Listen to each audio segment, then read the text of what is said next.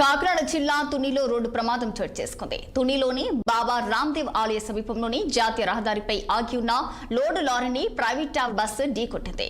ఈ ప్రమాదంలో లారీ కో డ్రైవర్ అక్కడికక్కడే మృతి చెందగా మరో ఇద్దరికి తీవ్ర గాయాలయ్యాయి. విశాఖపట్నం నుంచి విజయవాడకు వెళ్తుండగా ఈ ప్రమాదం జరిగింది. క్షతగాత్రులను తుని ఏరియా ఆసుపత్రికి తరలించారు.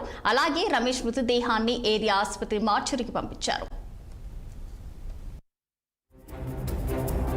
నార్మల్గా వెళ్తున్నాం అన్న, లెఫ్ట్కి తీసుకొని ఆపుకునే టైంలో అది కరువులో లారీలు ఉన్నాయన్న వరుసనే.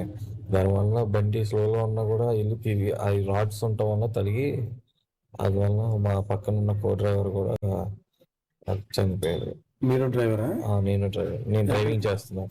ఎక్కడి నుంచి వస్తున్నారు? వైజాగ్ నుంచి మన విజయవాడ ఉందన్న వెహికల్. Travel bus. అవునన్న, ఫ్లెక్స్ బస్ అన్న.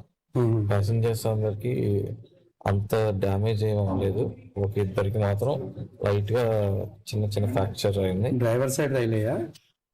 ఎక్కువ డ్యామేజ్ డ్రైవర్ సైడ్ అయిందా? లెఫ్ట్ సైడ్ అన్న, లెఫ్ట్ సైడ్ అయింది డ్యామేజ్.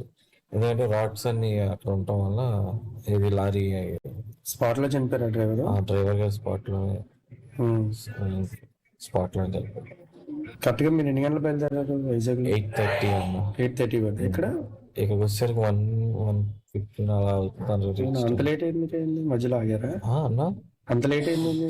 అక్కడ మధ్యలో జాతరలు జరిగి ట్రాఫిక్ అంత ఉందన్న, కొంచెం స్లోగా వచ్చింది వెహికల్ కూడా. అందువల్ల డిలే అవుతూ వచ్చింది. మధ్యలో టీ తాగుతూ వచ్చాను. డ్రైవర్ గారు ఎక్కడండి?